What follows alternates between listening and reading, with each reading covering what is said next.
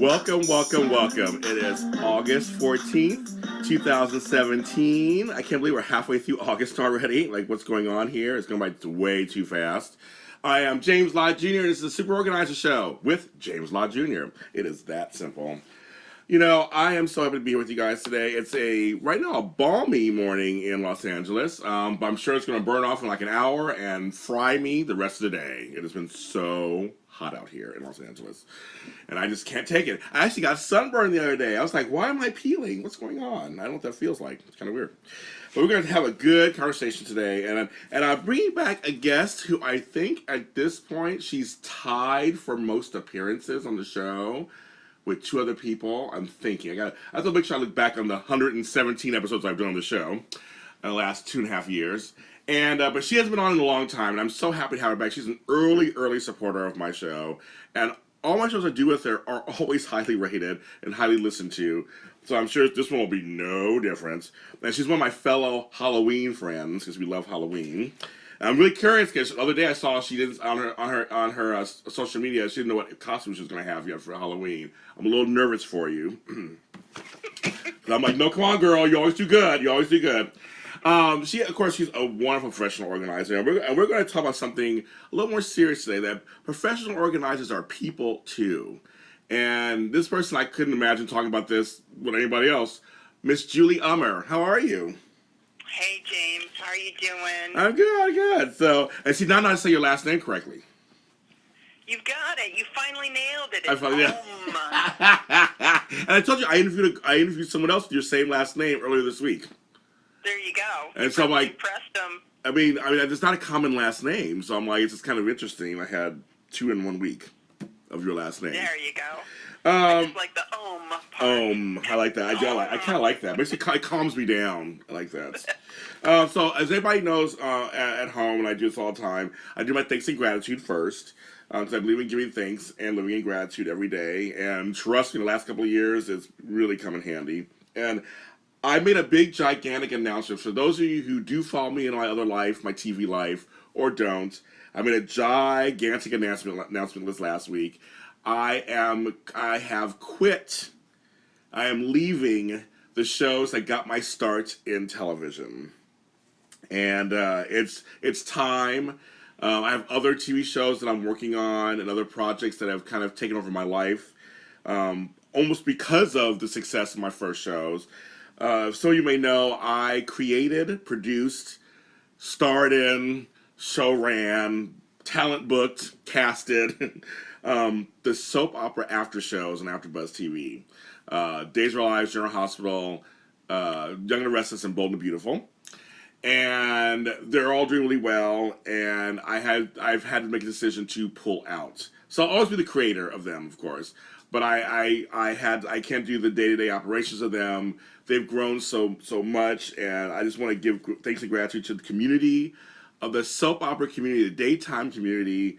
I love you guys. I love you guys. I love you guys so much. I've made friends in this community. People I watched on TV growing up are like my friends. So it's dreams can come true. It really is. And I want to thank the fans, the people who watch these shows, listen to them on iTunes, follow me on YouTube, who have been saying the nicest things to me that just made me. I've cried more this week than I have in a long time.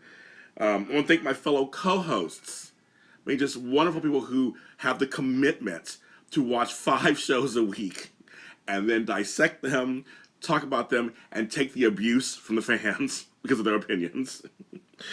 I also want to thank Maria Menounos and Kevin Undergaro, who are my Hollywood papa and mama, who run AfterBuzz and have been so supportive of me in my career and of the soap block.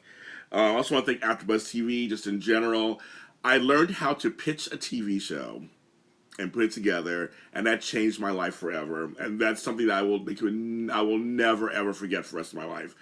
And I again, to the fans out there who do follow, some of you do listen to my stuff on that too. Thank you so much, and I will never forget that part of my life. I'm not going to be out of that life completely. I will still do interviews with soap stars, and I'll do soap specials. Think of me as like Barbara Walters, just occasionally just popping in. And just you never know where life will lead you, and because of that stuff, I'm able to do other things that I love to do right now, including this radio show. So I just want to say that. Thank you. Do you have any? Actually, Julie, do you have any thanks and gratitude you want to give this morning? Oh boy, geez, I've forgotten about.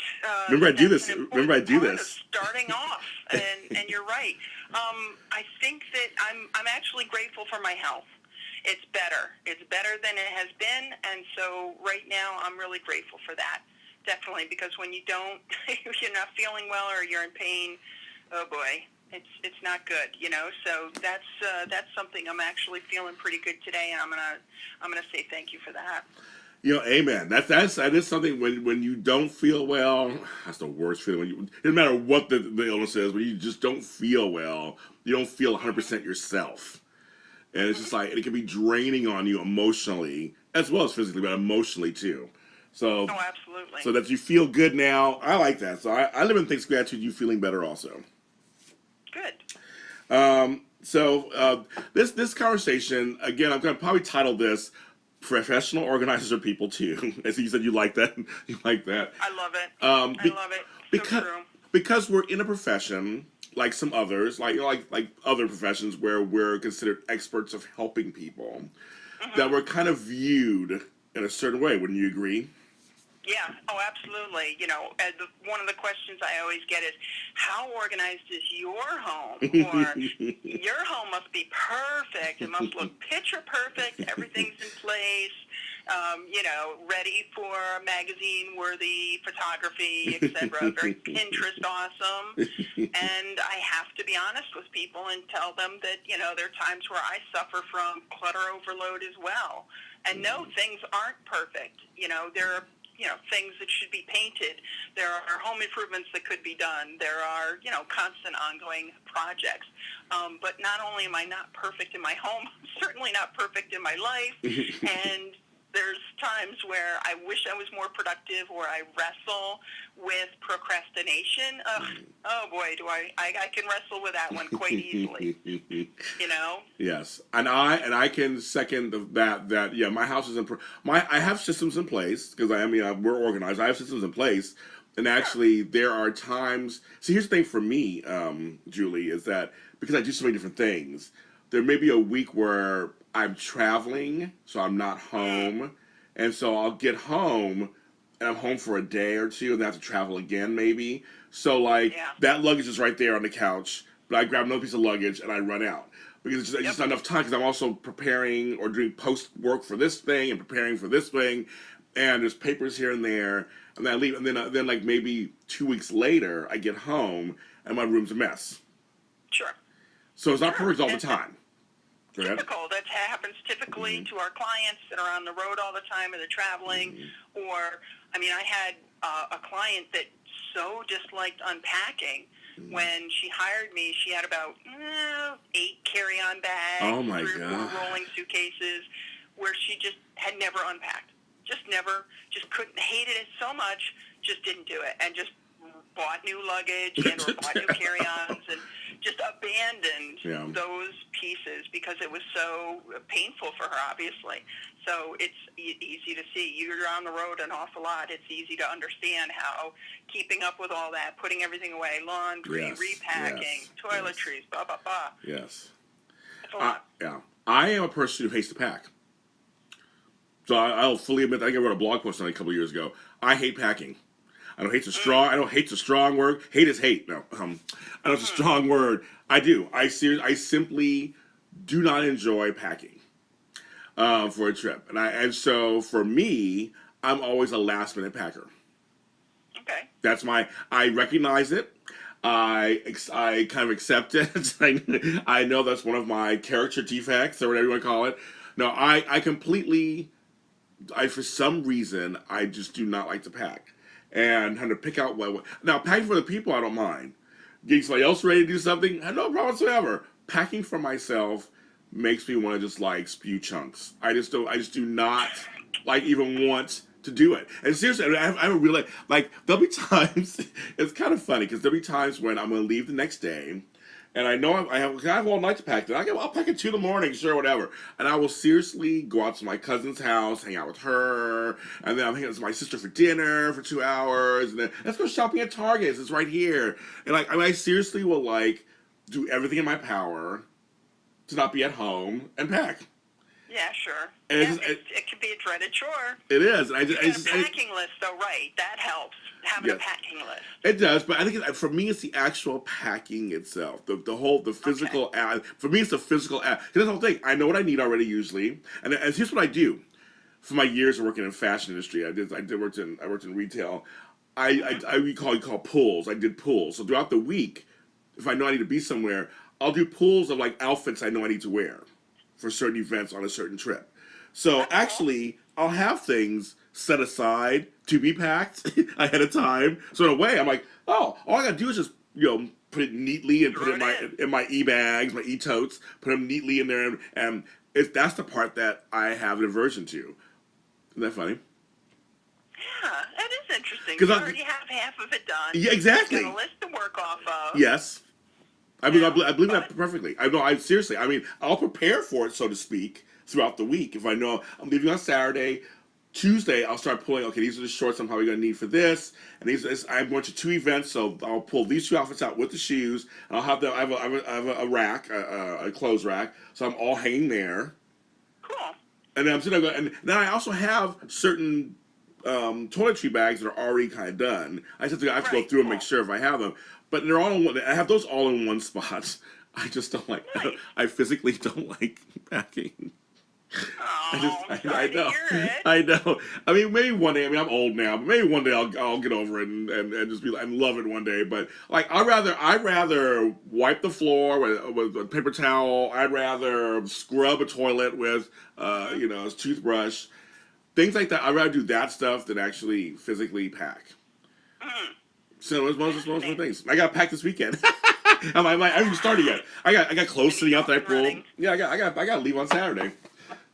So it's gotta be crazy. And today is Monday, so it was really interesting. It's funny. That's interesting. The exact opposite of what somebody else was trying so desperately to avoid, the unpacking. Yes. See, we're all different. And we're all human, and we all have our funny little things and our dislikes and our likes, etc. And organizers are human too. They are. That's what I said. Things happen. That's what I said. I'm glad I was able to share with everybody. I think I wrote a post on it years ago, but I'm glad I was able to share that again. This is our confessional today, folks out there. And other organizers are listening to this, because I know you guys listen to this. Hopefully you're thinking of things that you do that you're like, I'm not perfect either, because I don't want us to have that perfection syndrome where there's no such thing as perfection. And I'm always in the show trying to dispel that whole myth of that. Organizing equals perfection. No.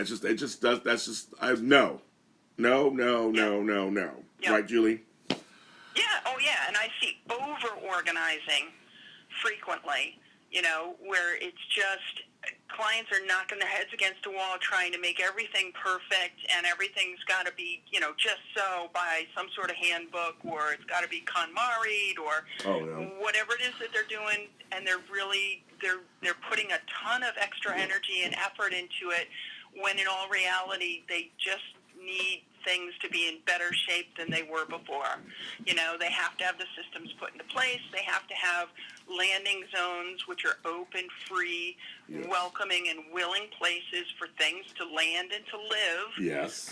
And sometimes I go in and they've just been pouring tons of energy and effort into color coordinating their files when it's not working for them, or folding things exactly, and they're taking half an hour to fold a load of laundry, or so for some people that's great, they thrill in it, it's a joy, but other times I just kind of help them to understand how much time and energy do you really want to put into this, and what's okay by you versus what's perfect. And we know that the perfectionist aspect is something that some organizers struggle with. I know I have a perfectionist bone in me, and I know that perfectionism is actually one of many traits that people who suffer from hoarding behavior exhibit.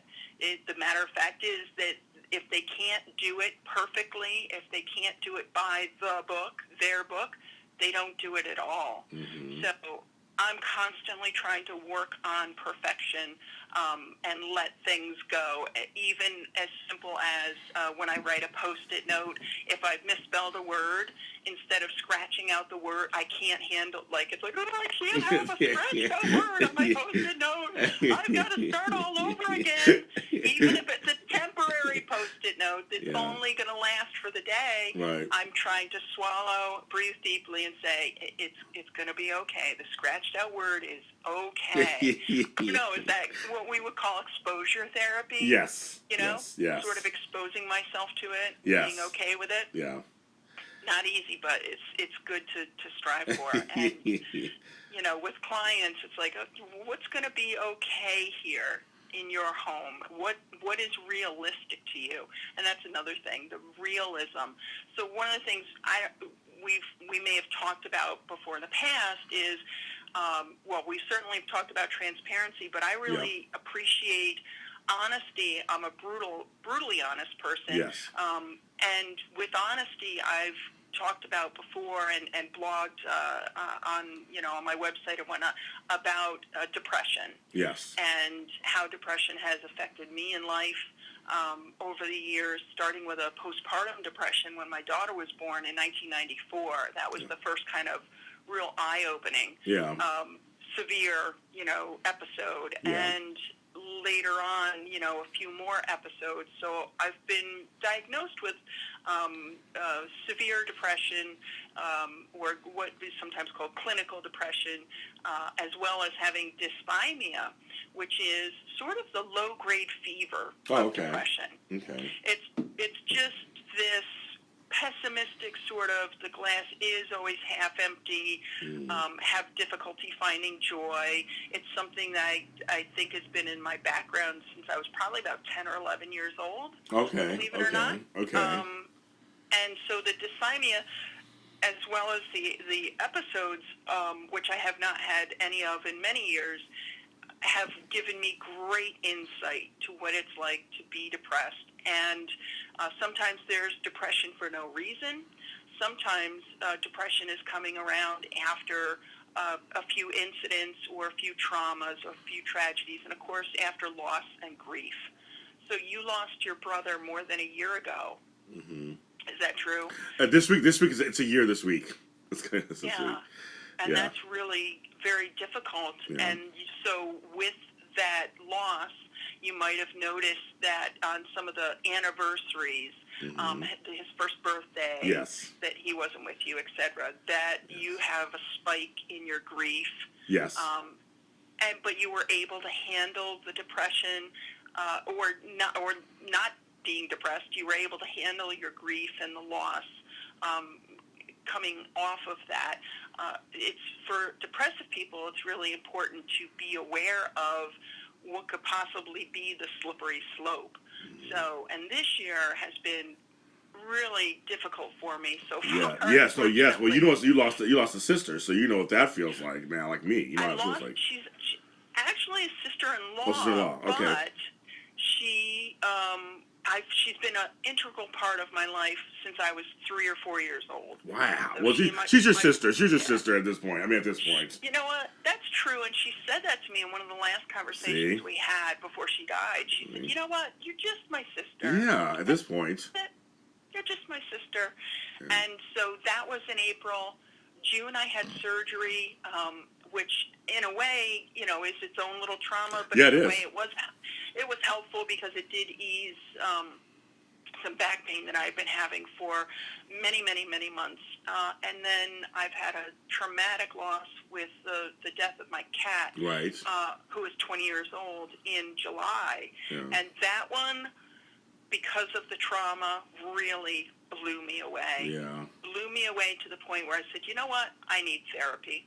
Yeah. I need help with this. Yeah. I can't deal with this trauma. I need help with this. And one of the things that's so important for people to understand when we talk about those who hoard is that I've never, ever heard a story or dealt with someone who was hoarding just because. Right. That's so true. That's so true. personal, Right, you right, know, right. just they've always had, there's been some sort of loss, there's been a trauma, there's been a grief, there's been an episode, there's been a lot of comorbidity, with Mm-hmm. either depression and anxiety or other physical attributes or disabilities that have kept them from living their life the way they used to. Things really have changed. And so I often talk about how easy it would be for somebody to check back in with me, let's say next year, let's say 5 years Mm-hmm. after the series of events of this year, one of which was very traumatic, and check in and see, hey, your wardrobe's really expanded. Mm-hmm. Wow, you've got a lot of nice things. Mm-hmm. Coming from a family that I grew up in poverty. Right. I never had nice clothes. Right. I used to wear my brother's hand-me-downs. When you have 5 older brothers, and Oh, yeah. you have a lot of sisters, right? Yes, I do. Yes. Yes. You weren't wearing hand-me-downs, but Nope. I know what you mean. I know what you mean. Yeah. you know what I mean. Yeah. So it's always sort of been that clothes could be something that would be an extravagant, fun sort of way for me to get involved in retail therapy, to sort of put away sort of some of this upset. And actually the weekend after my sister-in-law died, I was so morose and had been around the house for so long, and I said to my partner, you know what, I need some sprucing up. I do need some retail therapy. I do. And we went out and got new blinds, new curtains, some new lampshades, and we did a little home sprucing up, and I thought it was a perfect form of appropriate retail therapy. Now, you checked in with me again months down the line, and a ton of other things were new, or let's say I'd spent through my decorating budget, or I'd gone into debt. Then we might think, this is a little bit more than just deciding to spruce up the house and get out of the house after a trauma or a grief. Because it's so easy to do that. Did it give me a boost? Absolutely. Yeah, totally gave me a boost. Right. Boosted my immediate environment, and that was enjoyable. But where it comes into play is that oftentimes hoarding has a lot to do with compulsive shopping, and of course compulsive shopping is because somebody is lacking the coping mechanisms to deal with whatever's going on in their life. So I like that. I think it's important for people to know that organizers are people too. Yes, we have, sometimes we have a little mess going on in our home, or sometimes bad things happen to us in life. But the thing that I learned, in previous years was I can't fix my head all by myself. I can't get over this grief or deal with this trauma all by myself. I need help. And I've thrown up my hand, and I'm doing some therapy to try to deal with things. You bring up a point that's really good, and that is for people who are not professional organizers, if you're a potential client or someone that just likes my show and you're listening to it, to know that behind every organizer is their own story. And that story many times will inform, the organizing experience. There might be you just a great example of showing us how the stuff that you've gone through, now you're relatable. You can relate to people who have similar things going on in their lives and similar backgrounds. If there's a depressive person, now you know what it feels like on some level. You're maybe even better able to handle and help them get through their process. And I think it's good. We're taking the veil off of the professional for a second today, and kind of showing you that we're folks like everybody else, and that, but it also can inform our business in ways that are really positive and helpful.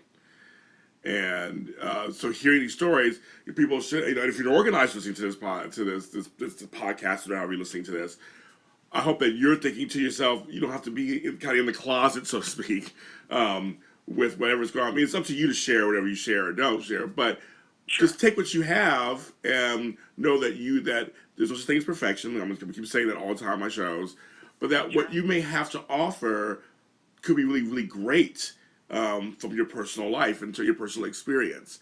And you have to tell that person, that client, your business, but now you can find ways to relate to them.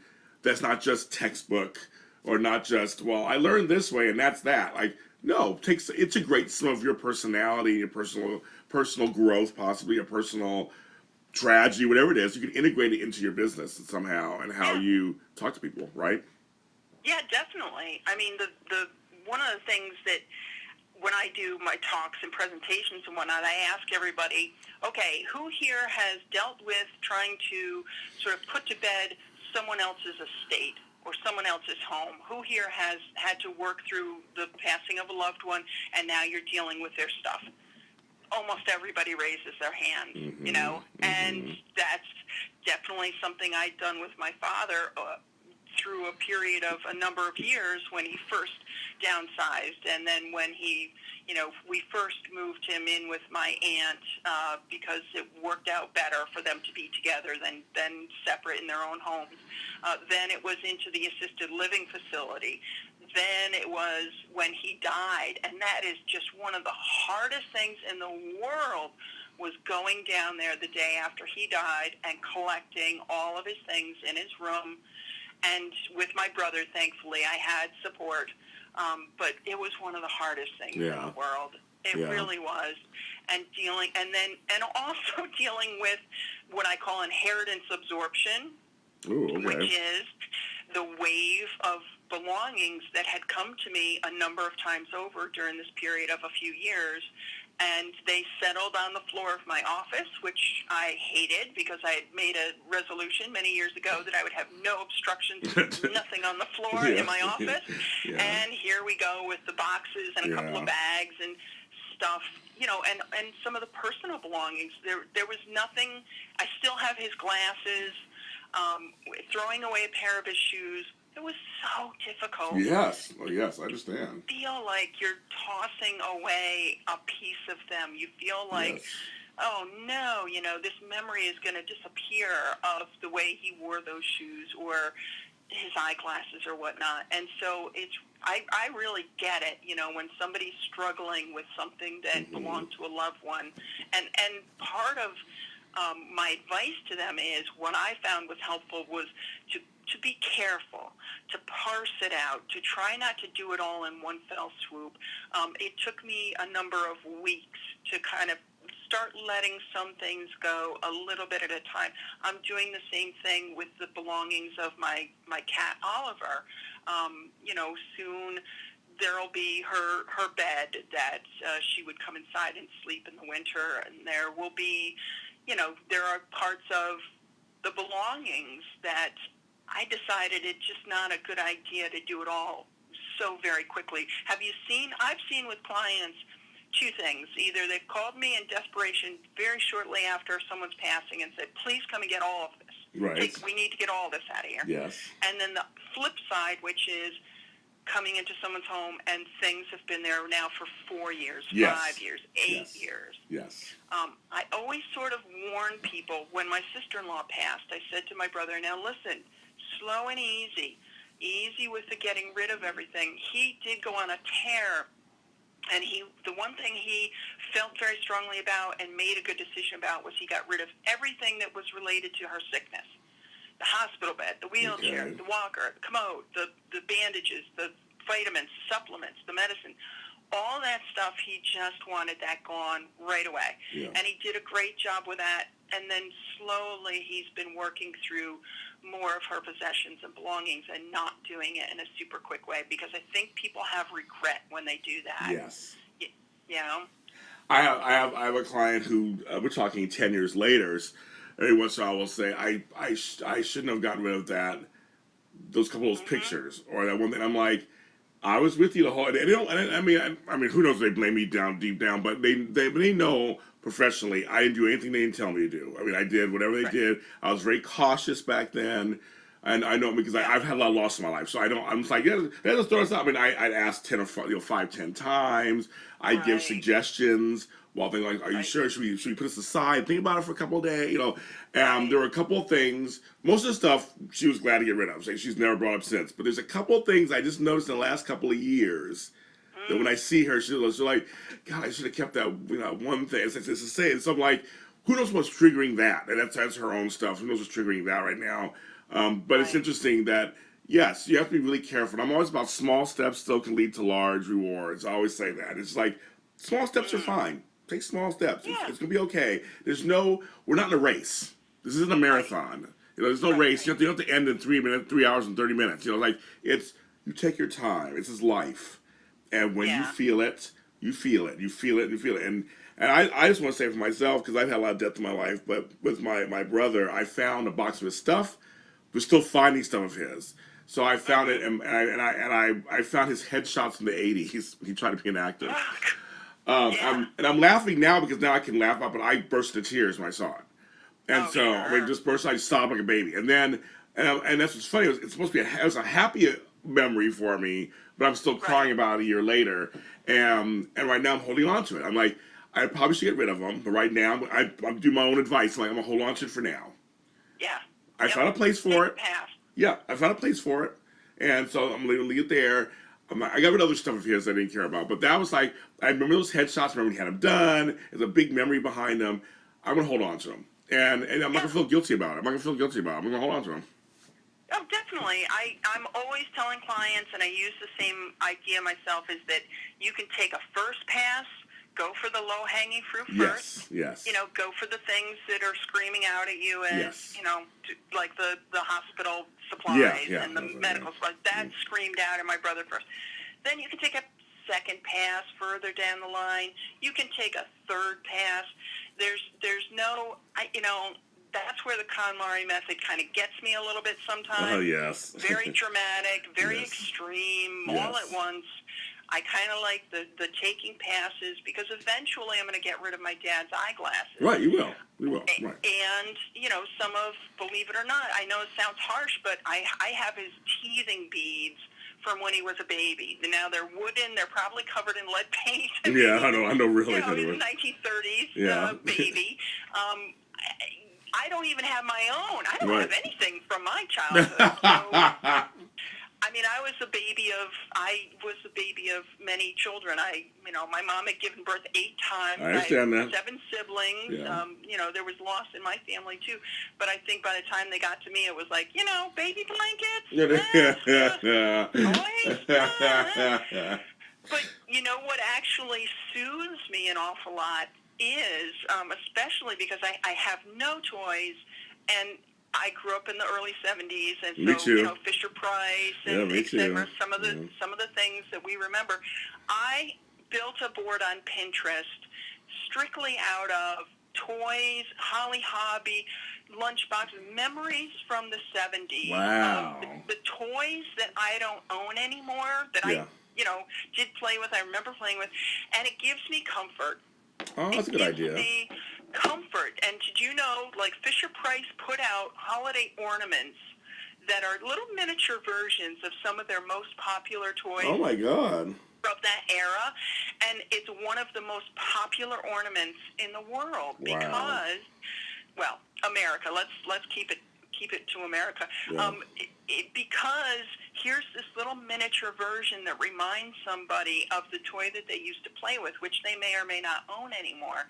But for me, this idea of just once in a blue moon, something will pop up on Pinterest or I'll see a picture, and it's like, oh my gosh, yes, I had that toy, and it feels good, and it actually suits the need. I don't need to go out and buy, the same dollhouse that I used to have. I can look at that picture and be like, you know what?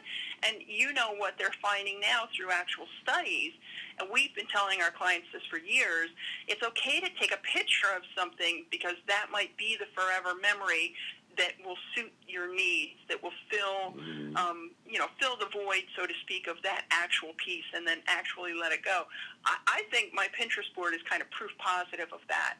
That it suits my desire to reminisce about those particular toys that that were thrown out without my permission or without Consent. my input, Yeah. which is when parents do the tidying routine. They say, oh, the kids are going to go to school. All I'm right. going to go in and, clean out everything. And I really advise parents to involve your child in the process. I agree. Get them going from a young age to learn how to make those decisions themselves and to let it be by their hand, not by your hand, because we know of people who have hoarding behaviors who have been down that road. Somebody somewhere took all their stuff and got rid of it, or they've had a clean out where somebody took all their stuff. It only makes it worse. So I think it's important for people to understand that it's so important for some people to do it by their own hand. I agree. I totally agree. I agree with that. And for me, it's interesting because when my brother died last year, I went on a 3-month sabbatical. I had to leave town. I went on the road. I felt like nothing mattered to me. And see, for me, because he was like a bodybuilder and he worked out, and he died of a heart attack. So, and he died the age I am now. He was a year older than me. So he died the age so I had my birthday coming up for BSA. So I had all this anxiety, just like, why am I working out? Who cares? Why am I eating better? I went through that. So I was kind of a food hoarder for a while. I went that direction.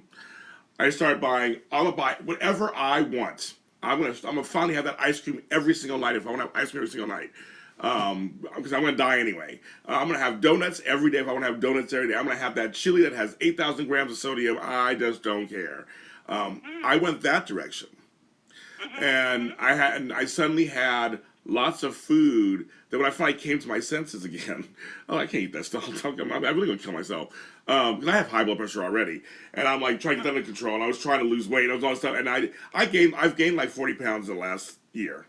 And so, and now I'm losing it. Now I'm starting to lose it again because I'm kind of getting back to what I was doing. But I went through a period of, that's how it triggered for me. It was like, and I've had clients who are food hoarders.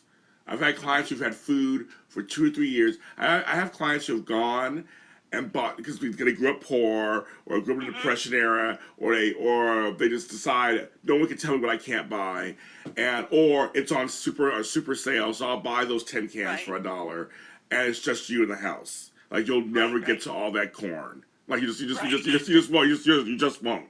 And we're not talking doomsday preppers and stuff. But we're talking people who they went that direction. So now that I have that experience, I never did it before. I never had that experience until this. I'm like, oh, now I can actually help others because now I know some of the things, how it feels. I know some of the triggers. I know what it feels like. So now I can actually be a better organizer in that arena. Because now I've been through it. Yep. Yeah. I mean, our personal experiences can definitely help us get behind the idea of, why is someone keeping these things, or why are they more prone to have more of such a thing? And coming from a culinary field, I'm a big backup girl. I love to have backups of all of my basic pantry stuff. Okay. And sometimes the pantry starts getting a little carried away, or food goes, outside of its best by date and whatnot. And I try to rein it in and console myself with the supermarket is really literally just down the road. Hello, right. It's going to be there. It's okay. I'm going to be able to replace that readily if I need to. And it's sort of the same thing when people are having a hard time getting rid of clothes, including me. It's okay. There are going to be, if there's one thing in this country we know we can buy, it's clothes. Hello. Yeah. And I want to share something else. Please. With the clothes thing, and I know that this might hurt the ears of animal lovers, and trust me, this is so traumatic, but the loss of my cat was a dreadful, horrific, tragic accident. Yeah. And I ran her over, unfortunately, and I was hysterical. Yeah, I'm sure. It was a huge, horrible, terrible time. The clothes that I had on that day, I almost immediately wanted to throw them out. I just was like, I will never be able to wear this again without, and it's bad enough as it is, thinking about it all the time. Yeah. I'll never be able to wear this again. And I made myself, I restrained that desire to do it. I said, just slow your roll, girl. Just slow down on this. Yesterday, it was a month yesterday. I wore the sandals. I forced myself to wear the sandals. I figured, like, exposure-y kind of thing. I said to myself, I do not want to be so beholden to that item. Yeah. I know that it's kind of triggerish, but I don't want to transfer trauma and upset and so heavy a trigger to that particular item. I know the shirt is going to be a little bit harder to deal with, but I forced myself yesterday to wear those sandals because they're still quite good, thank you very much. And I didn't want them to have the hold on me. Yeah. I don't want my stuff to have there a you hold go. on me. And I felt like that was going to be a thing where it was just too easy to say, "Oh my gosh, I've got to face it. I have to face this trauma." 2 things. Congratulations. Thank you. That's good. And the second thing is, you just said something that I think anybody who hoards or people sometimes use pack rats, whatever term you want to use when you have too much stuff. I like you said, I don't want to be held hostage by that thing. You don't want to be held. Maybe I'm paraphrasing, but that's what I get out of what you just said. Is that you don't want to be held hostage. You don't want to be beholden to that to stuff, and because it is really stuff, and I'm not trying to. I mean, it's a trigger. Right, it's a trigger. But let's say, but you're saying something that to me, I think it's a goal for people to have as a goal is that you shouldn't be held hostage by a pair of sandals, a shirt, a plant. Right. For me, it's my brother's headshots, like from the '80s. Right. We shouldn't. That should be a goal of ours at some point to where it's not where we find a place for it in our past or find a place for it in our present that still works for us. There's some things you can keep that are of someone who's passed. That you get a figurine or a piggy bank or whatever. Those things you can work those into your life where it's not so bad. But I think, as you said, in relation to hoarding behavior, I think a lot of people are trapped in their own stuff because of their own stuff, because of their mental stuff. So no, physically they're trapped, and that's something I'm so glad you said that. I think that's such an important line of dialogue you just said. I think people really need to kind of listen to, look at, and find a way to get there. Like that should be a goal. I won't be. It's not right for everybody. It's not the right decision for everybody. Right. And by all means, I probably could have just thrown that stuff out and I'd still be okay. But I just, like you said, the being held hostage to it and to things, and I understand there's but triggers.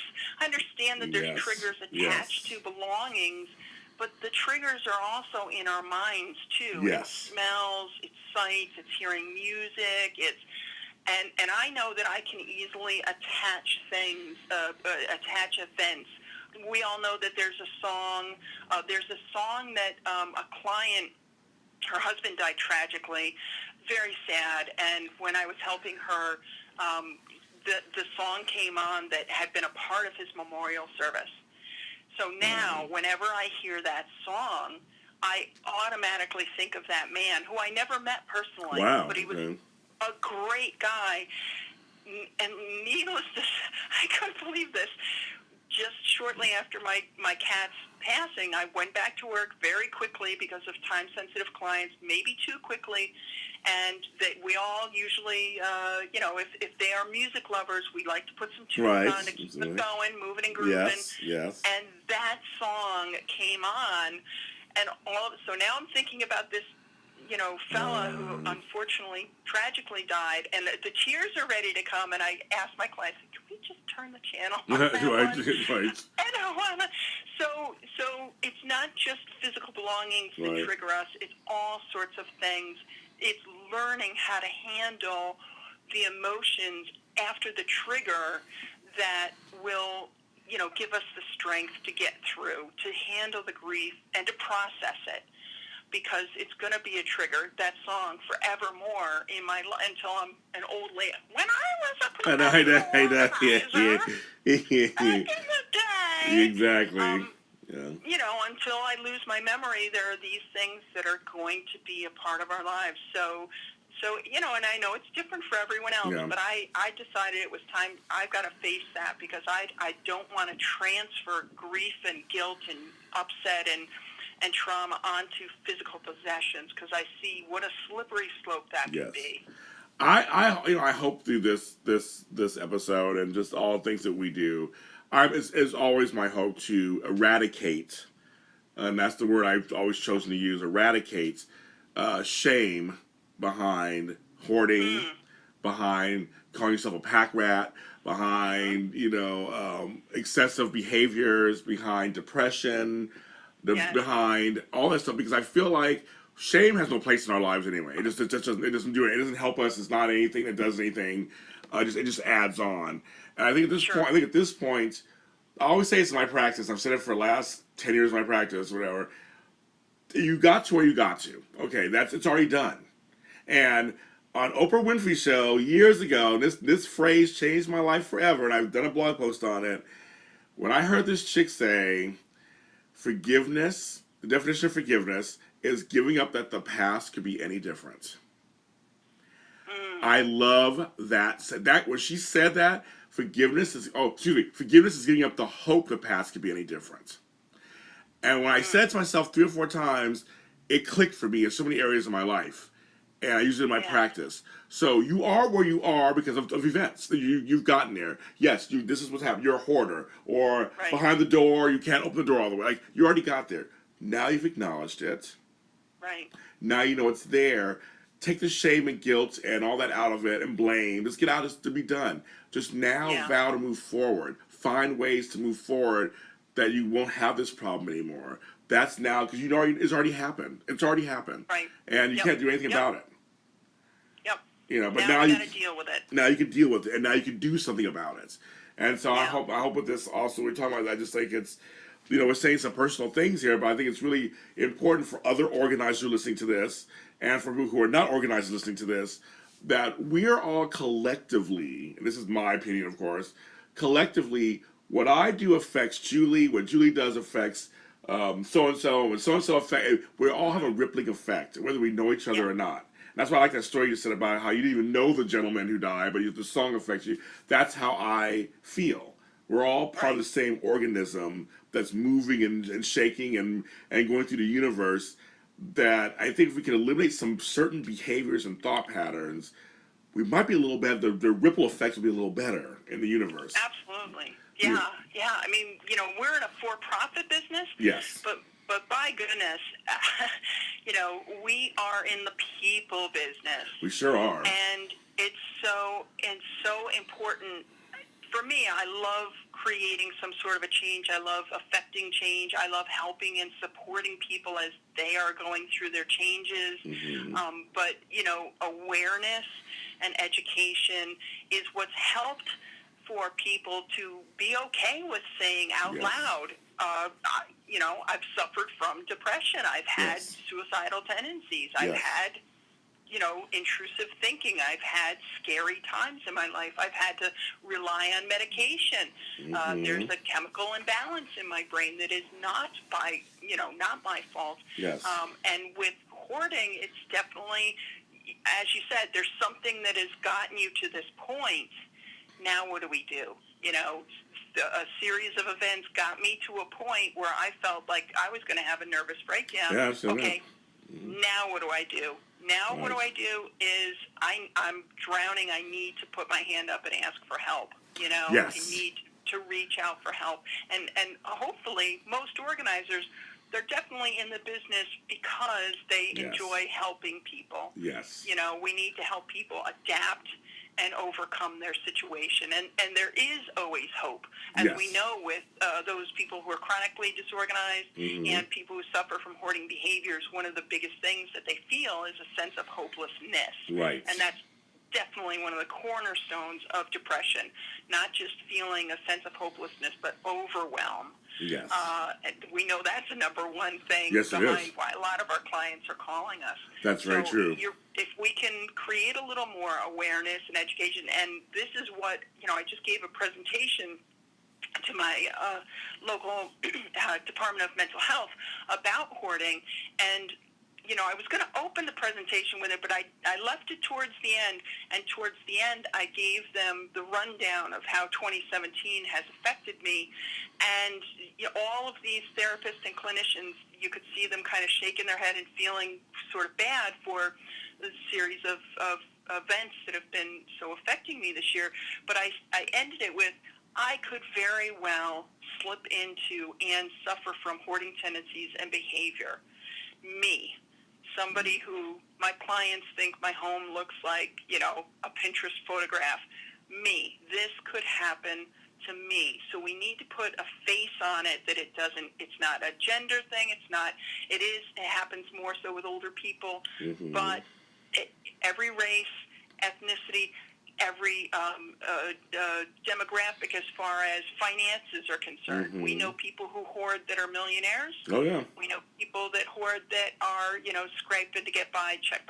Yep. So it's helpful for everyone to know that, the mental state of being is what's behind so much of everything that we do, our behavior, our actions, and what goes on in our homes. Very, very true. And I think, and that's the thing about organizing, is that I found that out as I got into it. It first started out as, I don't know, somebody straighten their house out, and I could quickly learn that's not what it is. And that actually was like almost the byproduct. It was almost afterwards. It was kind of like, because first of all, we're not therapists or anything like that, but we're not clinicians or anything like that, but we do have to sit with people because we're touching their stuff, we're in their space, we feel things as organizers when we're there, and we talk to them, and they share what they share with us, and we try to work off of that and what we see. And so we're in the home, we see what's going on, and we try to work according to that.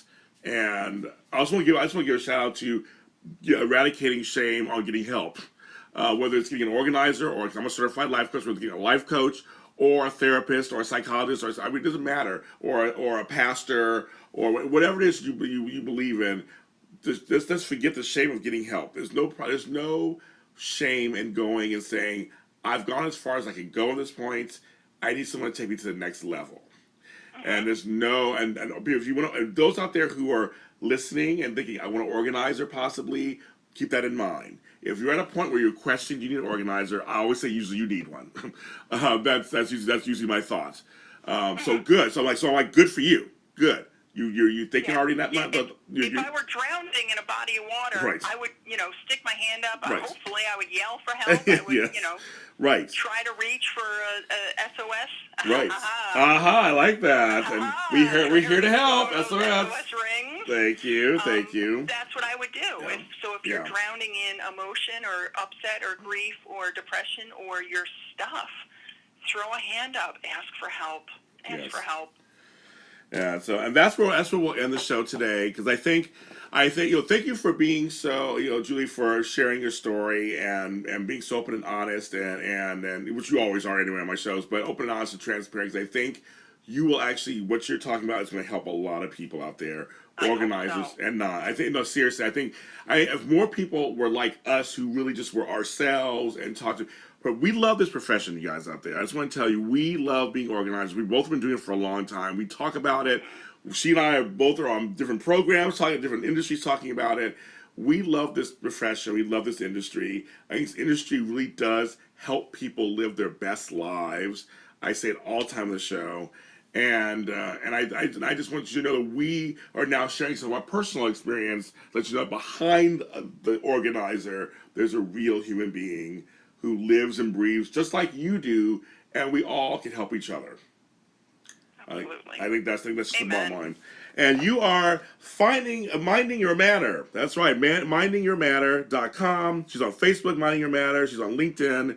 She's on Twitter. I mean, it's Julie Ulmer. She's all over the place like I am. She's there. You can find her. And if you need to find her, you can come to me, and I'll lead you to her direction if you need to find her. Great. Always. And again, okay, before we even close out the show, because this is my own show, I can do whatever I want. Halloween, what's going on? Oh my God! What's going on, girl? I decided on an outfit. I decided. What's going on? I've got my decision going. I can't share it. I know you can never share it with me, but I just want to know that you have found something. I did. Okay. I found it, and I had about 3 or 4 ideas kicking around in my head, Okay. and I was really getting a little nervous. I mean, I can't believe I let it go until the first week of August. Hello, But, I know. It wasn't high on my priority list after I was dealing with everything else. Yeah. But I also gave myself a little grace and said, you know what, be kind to yourself. It is an event that you enjoy. Yes. It's a harmless, fun time of year for me. Yes. I regress a little tiny bit, but Yes. enjoy it and stop with the guilting of yourself and give yourself an opportunity. So when I found this costume idea, I was like, oh, goody. Yeah. Okay. Elemental, because I like to live every Halloween as if it were my last. That's so funny. Well, Kind of crazy, but So, folks who are not longtime listeners of the show, she always has a Halloween thing, and I've had her on the show. We've talked about organizing holiday product. We've done all kinds of stuff on holidays, and I always look forward to her every Halloween. She has something to wear, so I'm always like. And you've had some good costumes in the past. So I'm just curious. When I saw that on social media where you weren't sure, like, you're not sure. Like, what does that mean? Well, it's Halloween. I'm ready for you to bust out with something really fun. Well, last year was big. I mean, yes, being Oogie Boogie from The Nightmare Before Christmas was a huge costume to build, and I actually had friend from a colleague in my area who is really good at sewing. I needed help. I want to do this costume, but I can't do it all by myself. I'm totally overwhelmed. I don't know where to start. And she helped me with the basic the whole basic part in one day, and then I was able to build off of it from there. And this time I've got to build a mask for this year. And that feeling in my gut was like, oh, I'm going to be overwhelmed with doing this. No, you're not. Just calm down. We're gonna break the project down into simple, small steps that we can do, and it's going to be totally fine, and it's going to be, I don't know if it's going to be as good as last year or as good as the year before, but I'm really looking forward to it. This is where I tell people, hey, don't yuck somebody else's yum. I know it's your saying. I love your saying. You've said it so long. I love your saying. You say do that. It. It's so easy for me to go into how many homes are we in where Christmas decorations are. There's so much. Yes. So much, and it's really important for me to not yuck their yum because that's what gives them joy. And if they have the room for it and they want to keep that many decorations, so be it. Let them do that. So I do the same thing. It's just, it's so helpful for people to understand, hey, it's a harmless, fun thing to be doing. And, when people over-decorate for Christmas or whatever, who are they hurting, right? Right. I agree. I totally agree. She's Julie. Her last name is Ulmer. You can find her. She is Minding Your Manner, and she'll be back on the show again, of course. I mean, she's not getting rid of me anytime soon. I was like, no way, not at all, not at all. And you are a strong woman. You are a real woman, and you are a great human being. So thank you. Just continue doing that. You guys, you can find us on iTunes. You can find us on iTunes and Spreaker.com, JLJ Media, through SOS Show. We have a Facebook page, the SOS Show. We're on Twitter at the SOS_show, because someone has the SOS Show. I don't know who they are. They have like one tweet on it or something. They won't give it to me. And I was like, I want that. Can I just have it? They won't contact me back. And it must be a rival person or somebody who just doesn't like me. I don't know what's going on. But I'm everywhere. I'm at James Lott Jr. all over the place. And I'm just going to leave you a little bit with a song of mine that I wrote that is out there. It's called I Am Ready for Success. I will talk to you guys next Monday.